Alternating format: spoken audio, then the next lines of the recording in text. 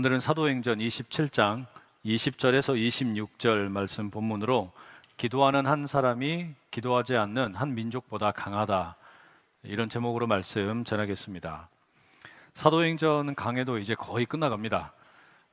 지난 시간의 내용들 좀 잠시 요약을 해보면, 바울이 예루살렘에 방문을 했다가 예루살렘의 종교 지도자들에 의해서 핍박을 당하고 가이사랴로 끌려가서 전임 총독이었던 벨릭스 앞에서 재판을 받습니다. 그리고 신임 총독인 베스도 앞에서도 재판을 받게 됩니다. 두 총독은 바울의 유죄를 입증을 하지 못했습니다. 그러니 바울을 풀어주는 게 마땅하겠죠. 하지만 전임 총독이나 신임 총독 모두 이 유대인들의 민심이 무서워서 무죄라고 선포를 못합니다. 바울은 그런 와중에 로마의 황제인 가이사에게 재판을 받겠다라고 항소를 합니다. 로마 시민권이 있으니까 가이사에게 재판을 받을 권리가 있다라고 주장을 하죠. 총독 베스도의 입장에서 보면 앓던 이를 빼는 것 같은 참 좋은 소식입니다. 상급 법원에 바울을 넘기면 이제 더 이상 바울의 재판 문제로 이 골치 아플 일이 없기 때문이죠. 다만 이 로마 법정에 바울의 사건을 어떻게 보고할 것인가, 이제 고민거리가 하나 남았어요. 마침 그때 유대인들의 이 문화와 종교에 대해서 아주 잘 알고 있는 아그리빠 왕과 그의 누이인 버니게가 이 베스도를 방문합니다. 베스도는 아그리빠에게 도움을 요청했고, 아그리빠는 기꺼이 내가 그러면 재판관이 되어서 바울의 재판을 주재하겠다 합니다.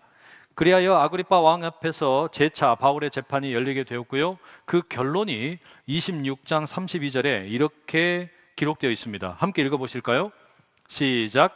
이에 아그리빠가 베스도에게 이르되 이 사람이 만일 가이사에게 상소하지 아니하였더라면 석방될 수 있을 뻔하였다 하니라. 이제 바울에 대한 재판은 다 끝났습니다. 바울이 로마 가이사 황제에게 항소를 했기 때문에 이제는 로마로 압송되는 일만 남았습니다.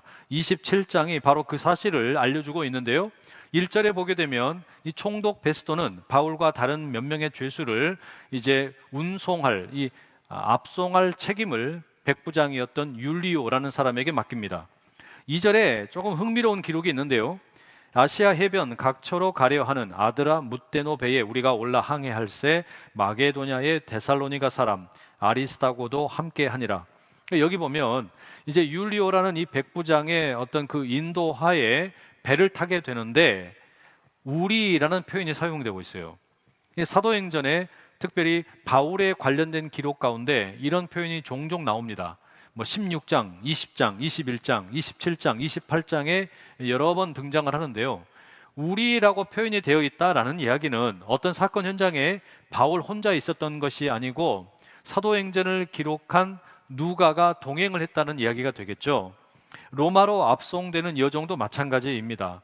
바울 혼자 죄수의 신분으로 끌려가는 게 아니라 그 자리에 누가가 동행을 합니다. 거기에 덧붙여서 데살로니가 사람 아리스다고도 동행을 했다 기록합니다.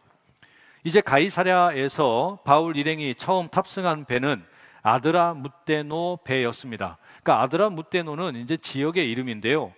소아시아, 오늘날의 튀르키예의 한 지역 이름입니다.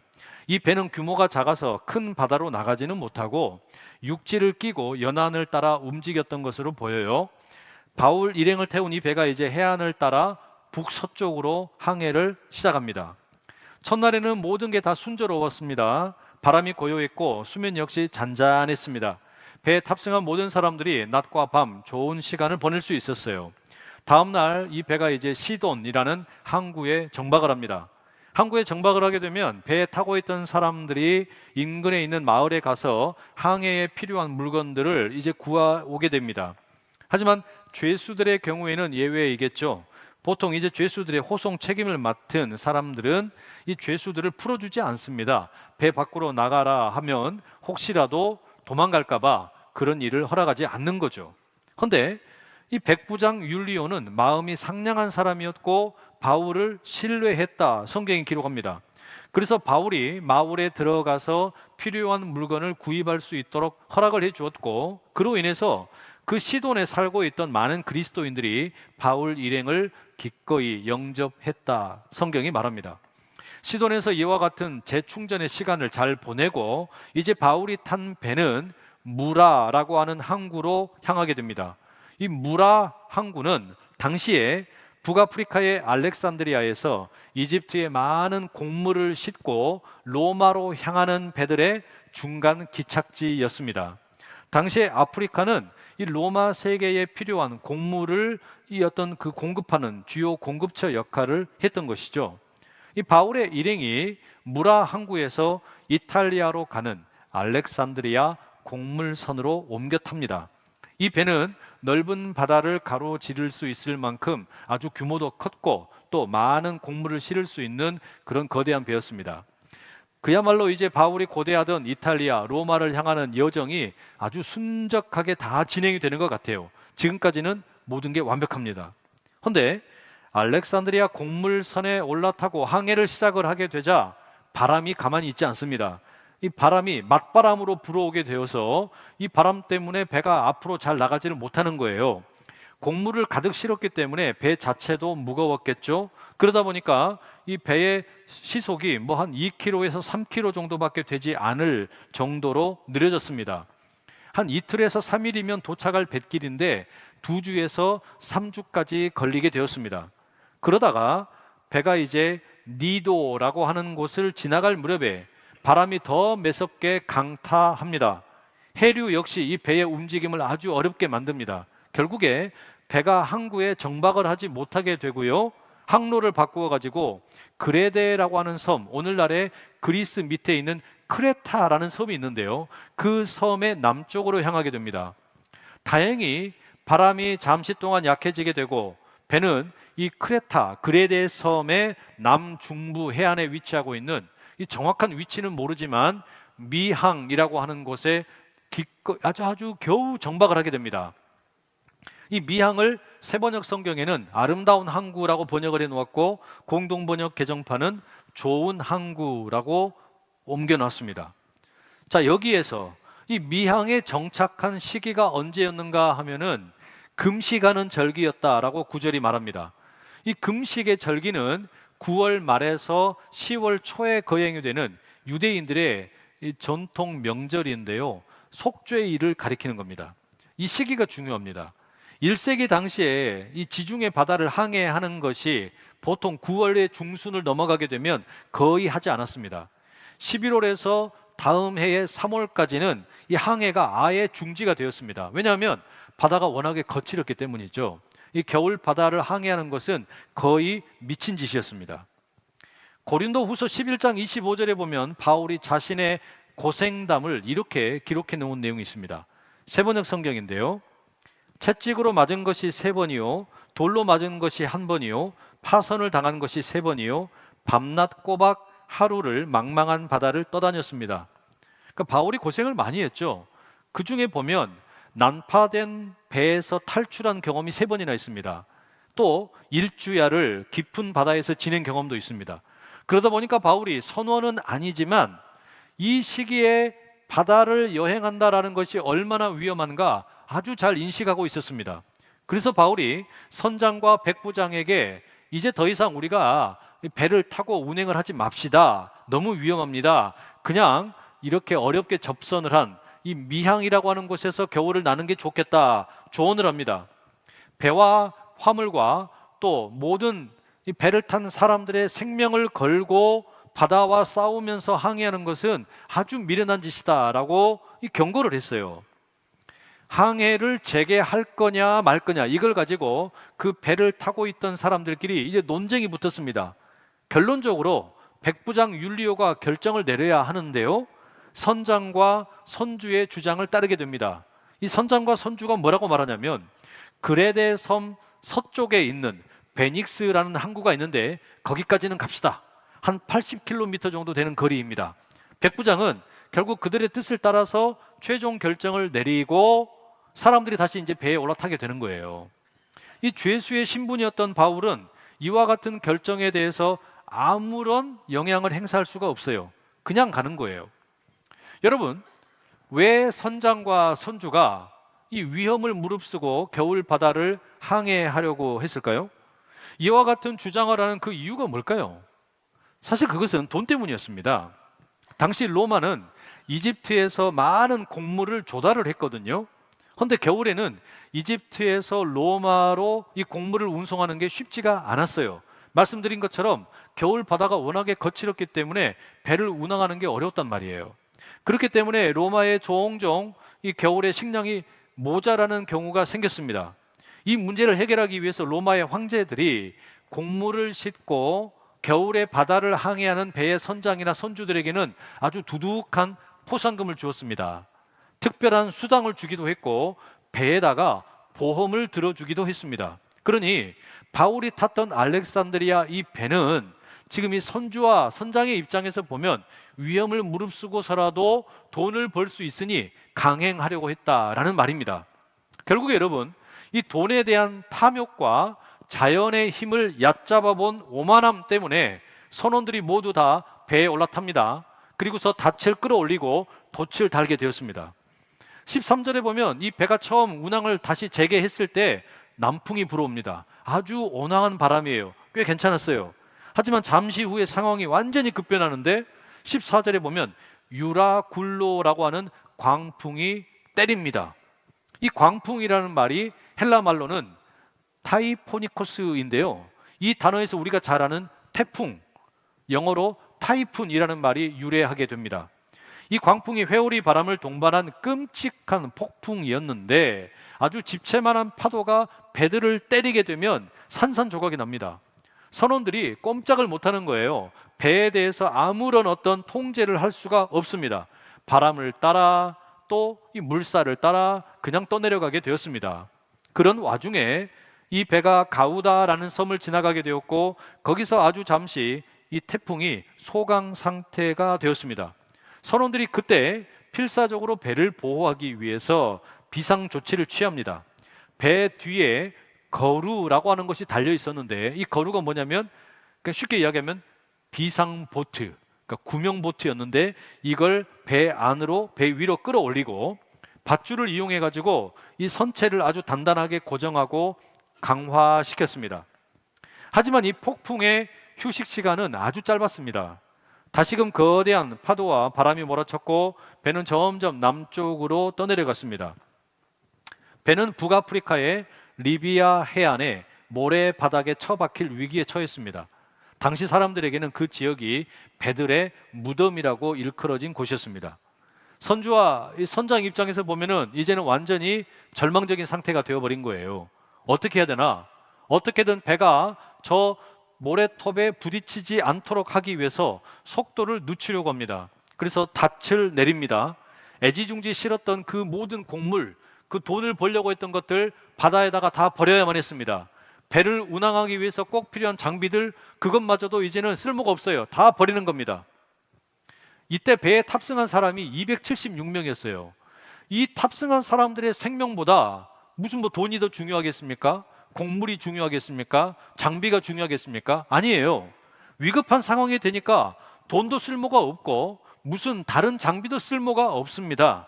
그냥 살고 봐야 되는 거예요. 바로 이와 같은 위급한 상황이 바울이 타고 있던 배에 임하게 된 겁니다. 지금까지 말씀드린 여정을 지도로 표시하면 이 내용과 같습니다. 이 지도에서 지중해라는 글씨가 보이시는지 모르겠는데 그 어딘가에서 아마 배가 표류하고 있었던 것 같아요. 자, 여러분, 왜 이런 어려움을 만나게 되었습니까? 이것은 철저하게 백부장의 판단 미스입니다. 그리고 선장과 선주가 너무 큰 욕심을 부렸기 때문이었어요. 자연의 힘을 완전히 무시했던 거죠. 자, 이와 같은 어떤 결정을 염두에 두고 제가 질문 좀 드릴게요. 여러분 지금까지 살면서 혹시 어리석은 결정해 보셨어요?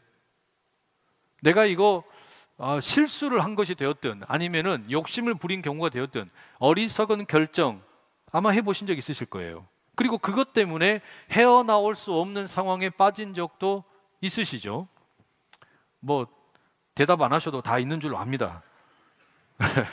그럼 여러분, 과연 하나님께서는 여러분에게 몇 번이나 그런 상황에서 건져 주셨습니까? 하나님께서 여러분이 그렇게 꼼짝달싹 못하는 상황이 처하게 되었는데 그런 여러분을 몇 번이나 구원해 주셨냐라는 말이에요. 이걸 조금 달리 질문하면 이렇습니다. 우리 성도님들께서는 성도님들의 삶을 내 힘으로 통제할 수 있다라고 생각하세요? 내가 내 인생을 충분히 통제할 수 있다 자신하십니까? 나는 누구보다 운동 열심히 하고 있고 식단 조절도 잘하고 있기 때문에 나는 건강에 자신이 있다. 나는 내 건강을 내가 충분히 통제할 수 있다. 자신 있으세요? 또 나는 뭐 아주 머리가 명석하고 판단력이 뛰어나기 때문에 주식이 되었든 뭐 부동산이 되었든 아니면 어떤 사업에 투자가 되었든 나는 이런 모든 것을 내가 제대로 통제하고 이끌 수 있다. 자신 있으세요? 또 인생의 그 외의 모든 것들 내가 통제할 수 있다라는 그런 자신감이 있으시냔 말이에요. 누가 그렇게 말할 수 있겠습니까? 한 사람도 그렇게 말할 수 없을 거예요. 당연합니다. 그럼 여러분 이렇게 한번 질문 드려볼게요. 내가 내 스스로 인생을 통제할 수 없다라는 것을 깨닫게 하기 위해서 하나님이 몇 번이나 여러분 혼내셨어요. 내가 내 스스로 내 인생을 통제할 수 없다라는 것을 깨닫게 하시기 위해서 하나님께서 여러분을 어렵게 만드신 경우 몇 번이나 있었습니까? 이 질문을 오늘 한번 꼭 곱씹어 보실 수 있으면 좋겠어요. 다시 좀 본문으로 돌아가면요, 폭풍우를 만나서 그 배에 타고 있던 모든 사람들 뭐 배멀미를 엄청나게 했겠죠. 음식을 다 토하기도 했을 거고요. 막 어지러워서 막 쓰러지고 난리가 났을 겁니다. 며칠 동안 아무것도 먹지 못했습니다. 아주 절망적인 그런 상황이죠. 바울이 앞서 말씀드린 것처럼 이 항해를 처음부터 반대했습니다. 이건 너무나 위험한 항해라고 말했고 큰 위험이 있을 것이라고 경고를 했어요. 하지만 그런 바울의 의견은 묵살되었습니다. 죄인의 신분으로 끌려가고 있는 바울의 말을 누가 귀담아 듣겠습니까? 어쩌면 당연하죠. 그런데 이제 광풍을 만나서 배가 완전히 박살이 나고 그 배 안에 있는 사람들이 다 패닉 상태에 빠지게 되니까요, 이제 진짜 리더가 나타나는 겁니다. 보통 여러분 우리가 위기의 상황에 진짜 리더가 드러난다 뭐 그런 말 하지 않습니까? 지금이 딱 그런 상황이에요. 백부장이 아닙니다. 선주도 아닙니다. 선장도 아닙니다. 이 상황에서 이제 배를 이끌어가는 리더는 누구였냐면 바울이었어요. 죄수였던 바울이 이 위기에 처한 배의 리더가 됩니다. 그리고 절망에 빠져서 곧 죽을 것 같은 그런 두려움을 느끼는 사람들에게 이렇게 희망을 전합니다. 21절과 22절 한번 읽어보실까요? 시작. 여러 사람이 오래 먹지 못하였음에 바울이 가운데 서서 말하되 여러분이여 내 말을 듣고 그레데에서 떠나지 아니하여 이 타격과 손상을 면하였더라면 좋을 뻔하였느니라. 내가 너희를 권하노니 이제는 안심하라. 너희 중 아무도 생명에는 아무런 손상이 없겠고 오직 배뿐이니라. 바울이 어떻게 이런 말 할 수 있죠? 근거가 뭡니까? 아니 도대체 무슨 근거를 가지고 이제 완전히 죽을 것 같은 사람들에게 곡식단도 다 던져버리고 이 배를 운항할 수 있는 최소한의 장비들까지 다 버려버린 사람들에게 여러분 괜찮아요, 아무도 죽지 않을 겁니다, 괜찮아요, 뭐 이렇게 어떻게 할 수 있냔 말이에요.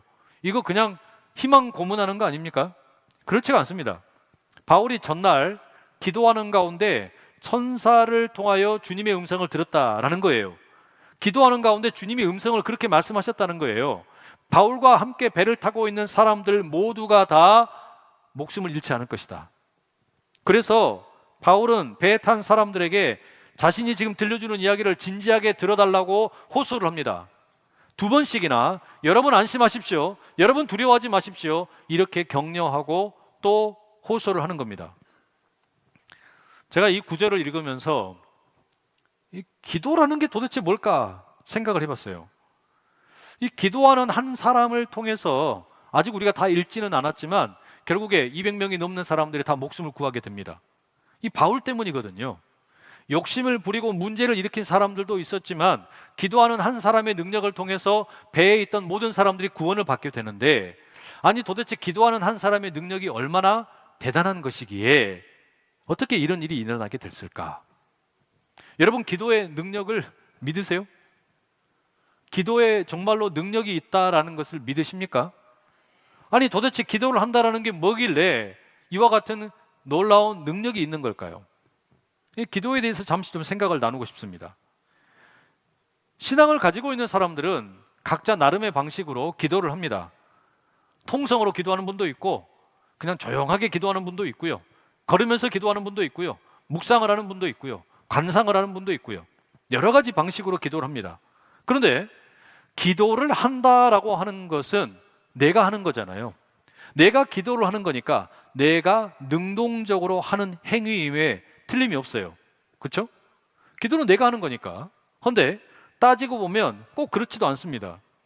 기도한다라고 하는 것은 분명히 내가 하는 행동이지만 실상은 대단히 수동적인 일이에요. 왜 그런 거 하니? 우리는 기도하는 중에 하나님의 음성을 듣고 그분의 뜻을 발견하게 되고, 그 다음에는 어떻게 되는 겁니까? 그분에 의해서 끌려다닙니다. 그게 기도잖아요. 그러니까 기도는 분명히 내가 하는 게 맞는데, 한없이 능동적인 행위가 맞는데, 궁극적으로는요 완전히 수동적인 일입니다. 기도를 내가 했는데 나중에 보니까 내 인생이 하나님의 손에 의해 끌려다니는 거예요. 그런 점에서 보면 이 기도라고 하는 것은 꿈을 꾸는 것과 상당히 닮아 있습니다. 꿈을 꾼다, 내가 꿈을 꾼다, 이 분명히 내가 하는 거잖아요. 우리가 그렇게 이해를 합니다. 잠을 자면서 내가 꿈을 꿉니다. 그런데 여러분, 실상 따지고 보면 내가 꿈을 꾸고 싶다고 꾸는 게 아니죠. 내가 꿈을 꾸고 싶다고 꾸는 게 전혀 아닙니다. 잠을 자는 중에 꿈이 슬며시 우리에게 찾아오는 겁니다. 내가 꿈을 꾸는 것 같지만 사실은 꿈이 나에게 찾아오는 거죠. 그러니 꿈은 꾸는 것이지만 동시에 일방적으로 당하는 거예요. 내가 꿈을 꾸는 것 같지만 사실은 완전히 당하는 일입니다. 그렇게 기도와 꿈은 꽤 많이 닮은 면이 있습니다. 저는 그래서 이렇게 생각을 해요. 기도하는 사람은 꿈을 꾸는 사람이고, 꿈을 꾸는 사람은 기도하는 사람이라고 말입니다. 그리고 진심으로 기도하는 한 사람은 기도하지 않는 한 민족보다 더 강하다라고 저는 믿습니다. 이 말은 스코틀랜드의 종교개혁자였던 존 낙스가 했던 말입니다. 바울이 그런 사람이었어요. 다메섹으로 향하는 길에 강렬한 빛으로 임하시는 예수님을 만났습니다. 눈이 어두워졌습니다. 앞에 있는 게 하나도 보이질 않습니다. 그런 와중에 하나님께서는 아나니아라고 하는 사람을 찾아가십니다. 그리고 이렇게 말씀하셨어요. 가라, 이 사람은 내 이름을 이방인과 임금들과 이스라엘 자손들에게 전하기 위하여 택한 나의 그릇이라. 그가 내 이름을 위하여 얼마나 고난을 받아야 할 것을 내가 그에게 보이리라. 하나님께서 바울을 만나시면서 한편으로는 바울의 인생에 대해서 예언을 하신 겁니다. 말씀을 주셨어요. 바울은 내가 택한 그릇이다. 이방인에게 복음을 전하고 임금들에게 복음을 전하고 이스라엘 사람들에게 복음을 전하도록, 그리고 그는 그 일을 감당하는 가운데 엄청나게 많은 고난을 당하게 될 것이다. 말씀을 주셨어요. 하나님께서는 바울이 예루살렘을 방문했을 때, 핍박을 당하고 있을 때 이렇게 또 말씀하셨습니다. 담대하라. 네가 예루살렘에서 나의 일을 증언한 것 같이 로마에서도 증언하여야 하리라. 그리고 배를 타고 가는 와중에, 로마로 가고 있는 와중에 기도하는 바울에게 주의 천사가 찾아와서 또 이렇게 말씀을 전한 겁니다. 바울아, 두려워하지 말라. 네가 가이사 앞에 서야 하겠고 또 하나님께서 너와 함께 항해하는 모든 자를 다 너에게 주셨다. 그럼 여러분, 바울이 다메섹에서 예수님을 만나고 회심을 한 이후에 그때부터 바울은 기도하는 사람이었고 또 꿈을 꾸는 사람이었는데, 따져놓고 보니까 어떻습니까? 바울의 인생은요, 하나님에 의해서 끌려다니는 인생이었어요. 하나님께서 바울을 질질 끌고 다니시는 겁니다.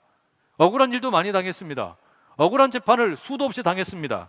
그리고 이제 배를 타고 로마로 갑니다. 그런데 어떤 일이 벌어집니까? 이 배가 곧 좌초될 위기에 처하게 되었습니다. 그런데 바울이 담대한 거예요. 왜 그런 줄 아세요? 그의 기도가 꿈이 되었기 때문입니다. 바울에게는 지금 꿈이 있는 거예요. 무슨 꿈이냐? 자신의 꿈이 아니라 하나님께서 일방적으로 심어주신 꿈이 있어요. 나는 로마에 가게 될 것이다. 왜냐하면 하나님께서 그렇게 계획을 가지고 계시기 때문이에요. 바울, 너는 가이사 앞에서 서게 될 것이고 로마에서도 복음을 전하게 될 것이다. 그러니 나는 여기 이 망망대해에서 그냥 죽을 운명이 아니다. 나는 이런 고난 앞에서 절대로 좌절하지 않는다. 나는 반드시 로마에 가게 될 것이다. 바울에게는 이 담대함이 있었다는 이야기예요. 기도하는 바울은 꿈을 꾸었고, 꿈을 꾸는 바울은 또다시 기도를 합니다. 그리하여 이제 배에서 리더 역할을 하던 백부장 율리오, 또 선장, 선주, 이 모든 사람들이 절망하고 있는 그때에 바울이 배의 리더가 됩니다. 지금까지는 백부장이라고 하는 사람이 배를 이끌었을지 모르고, 선장이 배의 항해를 이끌었을지 모르고, 선주의 돈이 사람들을 부렸을지 몰라도 지금부터는 달라졌어요. 지금부터는 바울의 기도와 꿈이 알렉산드리아 배를 이끌고 가게 됩니다. 흑인 해방 운동을 이끌었던 마틴 루터킹 목사님의 유명한 연설이 있죠. I have a dream. 나에게는 꿈이 있습니다. 그 연설 가운데 이런 내용이 있어요. 나에게는 꿈이 있습니다. 언젠가 이 나라가 모든 인간은 평등하게 태어났다는 것을 자명한 진실로 받아들이고 그 진정한 의미를 신조로 살아가게 되는 날이 솟아오리라는 꿈입니다. 나에게는 꿈이 있습니다. 언젠가는 조지아의 붉은 언덕 위에 옛 노예의 후손들과 옛 주인의 후손들이 형제의 식탁에 함께 둘러앉는 날이 오리라는 꿈입니다. 나에게는 꿈이 있습니다. 여러분, 이런 꿈을 꾸는 사람은 기도할 수밖에 없어요. 기도에 의해서 끌려다닐 수밖에 없는 겁니다. 바울도 그랬고 마틴 루터킹 목사님도 그런 거예요. 그 꿈을 꾸었기 때문에, 그 기도가 있었기 때문에 하나님의 손에 의해서 끌려다니는 인생을 살았습니다. 기도하는 사람은 꿈을 꾸는 사람입니다. 꿈을 꾸는 사람은 기도하는 사람입니다. 그는 하나님에 의해서 끌려다니는 인생입니다. 바로 그런 기도하는 한 사람이 기도하지 않는 한 민족보다 강한 줄로 믿습니다. 여러분도 바로 그런 기도하는 사람 되시기를 축복합니다. 그래서 한 가지 이야기를 더 드려야 되겠어요. 카지노라고 하는 드라마가 있었죠. 최민식이라는 유명한 배우가 출연하는 드라마인데요. 이 작품에 중소기업 대표 역할을 했던 최홍일이라는 배우가 출연을 합니다. 드라마에서 사기꾼에게 된통당하는 소위 호구 역할을 아주 멋들어지게 잘했어요. 그리고 상당한 인기를 얻게 되었습니다. 연기 인생 처음으로 대중들에게 사랑을 받았습니다. 그런데 이 최홍일이라는 배우의 연기 인생이 결코 쉽지 않았습니다. 연극 무대에서 잔뼈가 굵었지만 자기 나이 40이 되었을 때, 그러니까 40살이 됐는데요, 야, 나는 연기에 재능이 전혀 없다, 이걸 깨달았대요. 그리고 그것 때문에 아주 극심한 우울증이 찾아왔습니다. 아내에게 전화를 해서 나 지금 너무 심한 우울증에 시달리고 있고 이것도 안 되고 저것도 안 되고 이런저런 사정으로 나 정말 너무 힘들어서 죽고 싶다, 그렇게 아내에게 토로했습니다. 그랬더니 아내가 그 이야기를 다 듣고 나서 뭐라 그러냐면, 당신이 그렇게 힘들어하는지 몰라서 미안해요. 그런데 누군가가 당신에게 300억을 주면서 나와 우리 두 딸을 팔라고 하면 팔겠습니까? 이렇게 묻더래요. 최홍일 배우가 못 팔지, 내가 어떻게 당신과 두 딸을 팔 수가 있겠나? 그때 아내가 말하기를, 그거 봐요, 당신은 이미 300억 부자예요. 그러니 편안하게 연극하십시오. 참 지혜로운 아내죠. 그런데요, 이 말을 듣고 이 남편이 그 전화 통화를 하면서 펑펑 울었대요. 그리고 그 순간에 가지고 있었던 우울증 다 사라져 버렸어요. 나는 왜 이토록 연기에 재능이 없을까? 나는 왜 저 사람들처럼 멋진 배역을 맡지 못할까? 그랬던 자괴감이 들었던 것들 눈 녹듯이 다 사라져 버린 거예요. 그리고 그 전까지는 뭔가 막연하게 생각했던 어떤 연기에 대한 열정이, 아, 나 진짜 정말 좋은 배우 한번 돼보고 싶다, 나 정말 멋진 배우 한번 돼보고 싶다, 이런 열정이 막 솟아난 거예요. 그리고 나서 아무리 작은 역할이 자기에게 주어지더라도 최선을 다해서 기를 쓰고 노력을 해서 연기를 했다는 겁니다. 그렇게 노력하고 노력하다 보니까 카지노와 같은 작품이 찾아오게 되었고, 어느 순간인가 대중들에게 인정받는 연기자가 되었다, 이 소회를 밝혔단 말이에요. 왜 이런 이야기 드리는지 짐작이 가시나요? 기도하는 사람은 꿈꾸는 사람이고요, 꿈꾸는 사람은 기도하는 사람이에요. 그런 인생은 필연적으로 하나님의 손에 끌려다니기 마련입니다. 그리고 그런 기도하는 사람은 기도하지 않는 한 민족보다 강합니다. 멋지죠? 대단히 멋진 말이잖아요.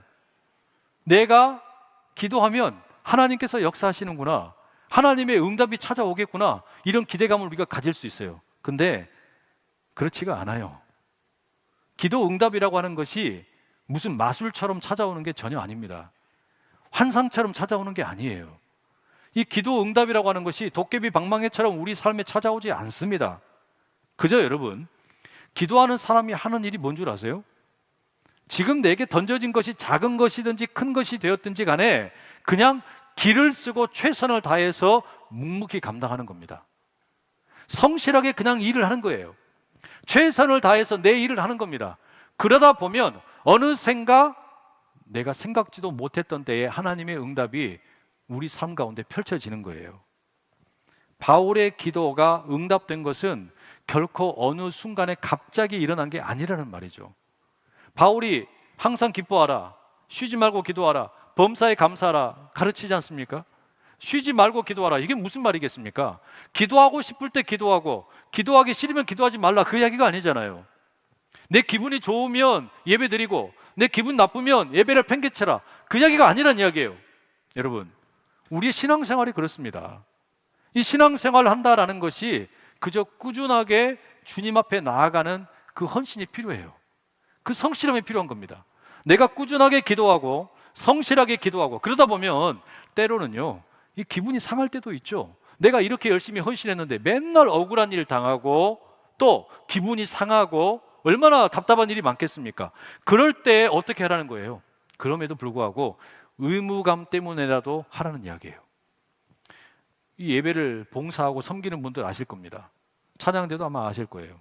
아, 나 오늘 기분 정말 잡쳐서 못하겠다, 이런 생각 드시고 그러면은 예배 나오기 싫거든요. 찬양대 하기 싫어요. 찬양팀도 마찬가지예요. 근데요, 내가 사역을 하고 있다는 이유 때문에, 의무감 때문에 예배드리러 나와요.